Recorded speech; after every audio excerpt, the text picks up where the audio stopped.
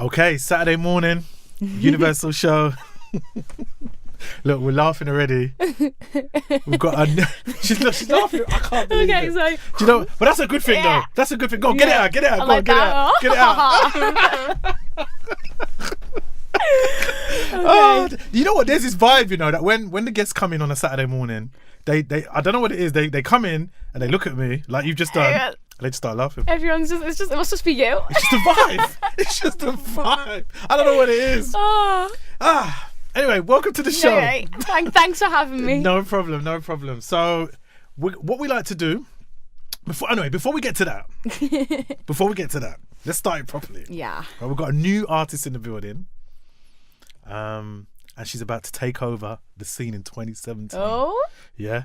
So we're introducing you properly because you know what? This will probably be the final interview for 2016. Oh Seriously, it's probably the final. Pressure. It's pressure. So we're gonna do it properly. Okay, we're going all out.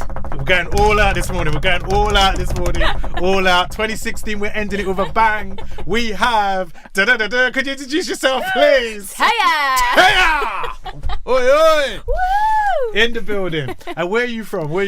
Liverpool, if you can't already tell. Liverpool. I like it. You know, I've had some guests from Liverpool. Mike Lowry. Mike Lowry, yeah. They're my mates. They're hilarious. Yeah, they're lovely, aren't they? Proper nice lads. I love that.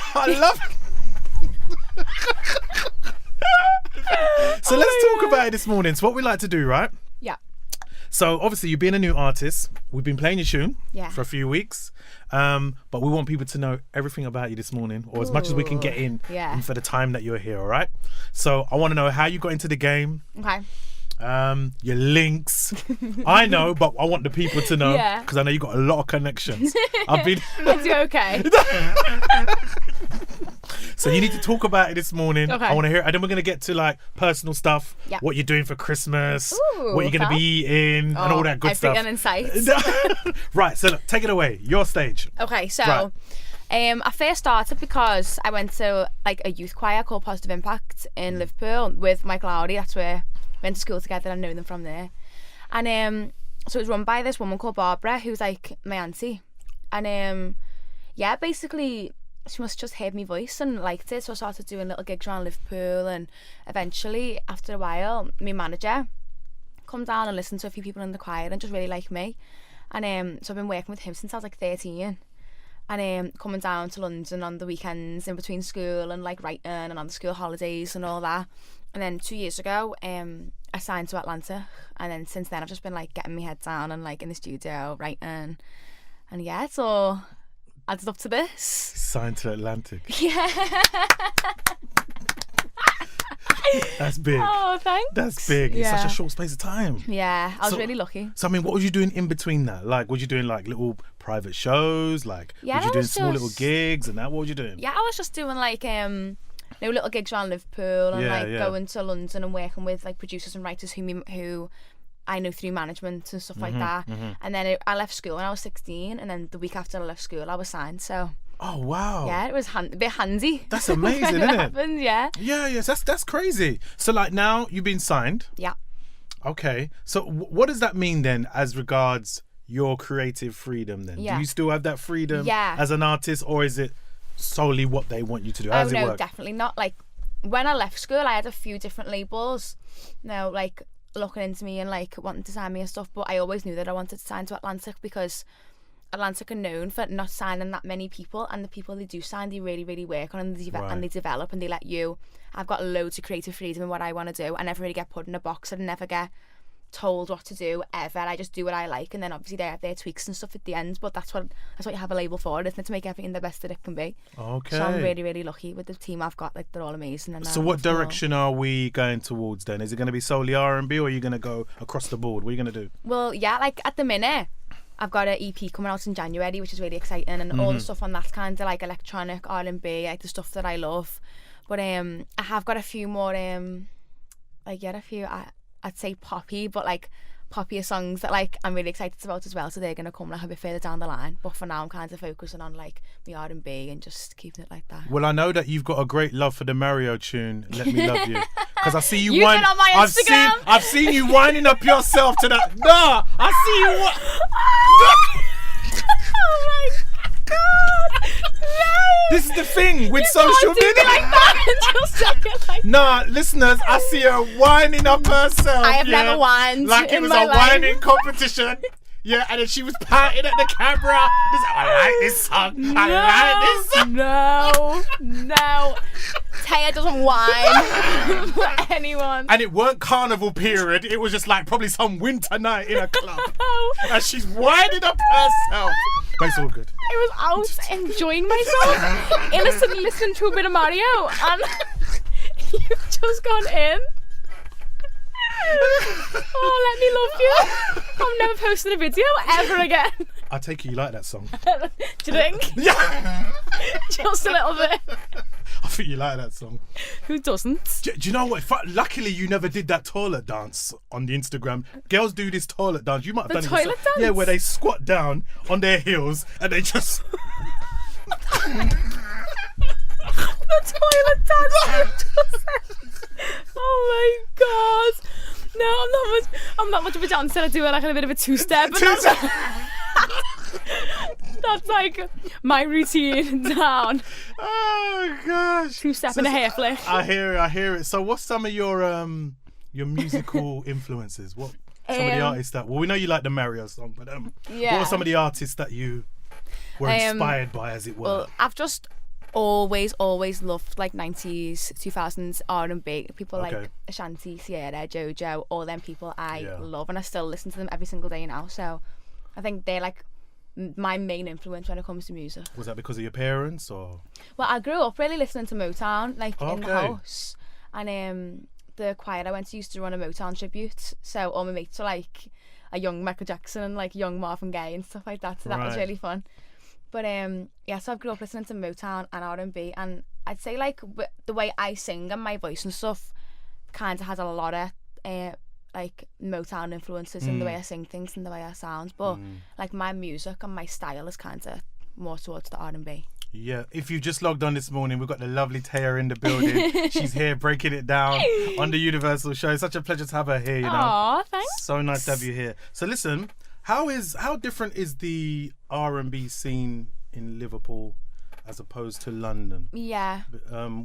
Is there much of a difference that you found? There's not much of a R&B scene in Liverpool. Oh, there isn't at all, really? Okay. Yeah, not the, like, it's just kind of you do little gigs, like you do your own thing and you put videos on YouTube and all stuff like that. Right. But it's kind of, there's not that many people like me and the boys, my Claudia, like the only ones that I know in London doing. There's obviously loads and loads of people who are still up and coming and who are still like grafting and doing their own thing, but it's more like it's more bands and like indie music in Liverpool. You just look at the Beatles, do you know what I mean? Like, yeah. All that, it's a lot more bands, but there's a lot of talent in Liverpool at the minute, and there's a lot of grime talent as well. Okay, so do you feel that's more pressure for you, being so limited? Like, obviously it's just you and Mike Lowry, or do you find it's probably easier because there's more focus on you? Well, it's a bit of both really, because people are always really intrigued when they see someone from a different city and they're like, no one really knows that much about them and everyone wants to know more. But at the same time, coming from outside London into London and not being in like,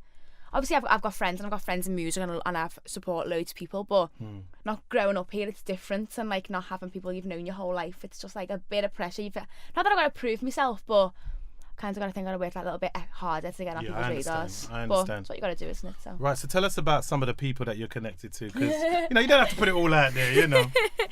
But we know you're connected to a few people. Yeah. I mean, I've seen Distortion hanging around in the wings. He's my brother. Yes. He's like my big brother.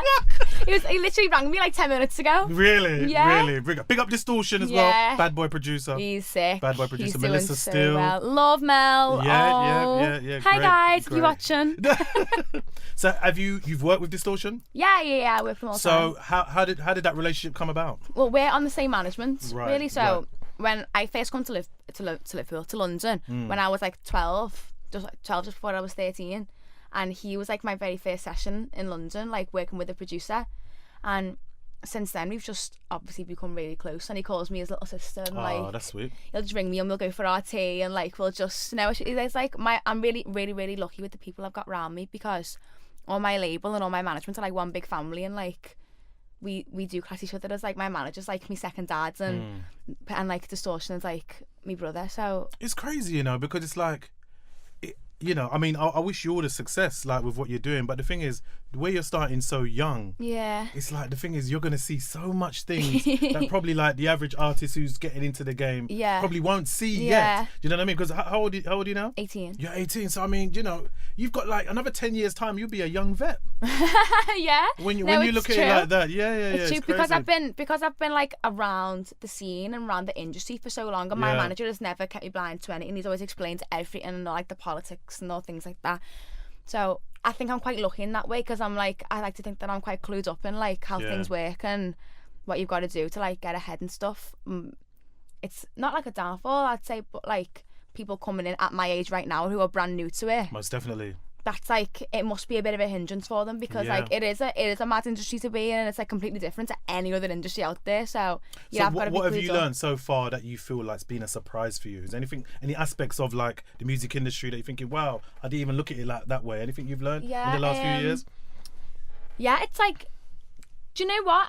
It all comes quite natural to me, because I feel like I'm quite a nice person. I'm quite chatty, and like and I make an effort with everyone. But that's like the main thing in this industry is just relationships, and it's who you know, and it's like where it can get you.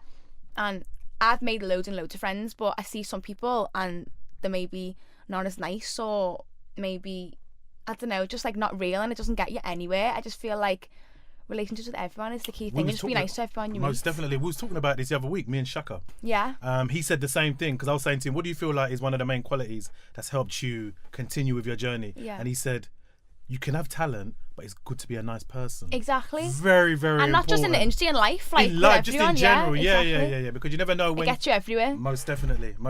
Manners cost nothing. Nothing. You might even get your wine.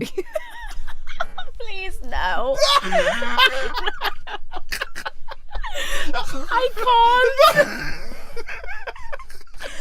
By the way, I've never whined in my life. He's lying. Oh gosh. Listen, so let's talk about the new EP, right? Yeah. Moving on. Do you know what? I'm going to try and get her to whine for Snapchat or Literally Instagram, you know. Never We've got to try and do it. You did it for Mario. You'll get a two-step. Maybe a click if you're lucky. Tell us about the new EP. Yeah, it's I'm just finishing like tying all the ends together. Right. The songs are all there. We're just, you know, tweaking and like making everything perfect. And it's been a long journey since I signed to Atlantic. I've been working towards this EP, and it took a long time, but it's been worth it, because I would never want to put anything out that I didn't think was perfect and I wasn't proud of. So all my work's kind of come to this moment now, and it's like nearly out, and it's nerve-wracking, but it's exciting as well, because I can't wait for everyone to just finally hear what I've been working on, because I've kind of been quiet for these last 2 years, but now I'm starting to release things and it's getting a really good reception, so I'm just like anxious to see how the EP plays out. No, that's good. So obviously we're living in a time now where people are quite very expressive on social media. And you know, I don't come from that time, so it was like more like hearsay. You hear it through the grapevine, but now it's very evident now when you look on social media, people just voice their opinions. Have you had to deal with negative criticism yourself, or has everything been positive surrounding or pertaining to what you're doing? No, I feel like I've been really lucky. All the like the response that I've had's been really, really good. Like, I haven't really had that. You call them trolls. I haven't really had that. Trolls, like any trolls or any like haters, if you want to call them, anything like that. I just feel like, because I feel like the people who listen to my music are just really into the music, and that's what it's about for them. So I've been really, really lucky, actually. I haven't really had experienced any hate, but I feel like if I do start, then I'll be like, oh my god, they're only hating because they can't whine like Taya. She's in the building. It's been a joy for you to be here this morning. Oh, thanks for having me. Great guest. Oh, great guest. You've been the best. There's so many things I wanted to talk about. So listen, what are you doing for Christmas? Wrap it up quickly. What are you doing for Christmas? With the fam in Liverpool, eating everything in sight. That's my plan. Just overindulging, you know how it goes. Being happy. Good. Listen, can you introduce your single this morning, please? Yes. In the Taya way. Go on, introduce it this morning. I'm Taya, and this is Deeper. Boom.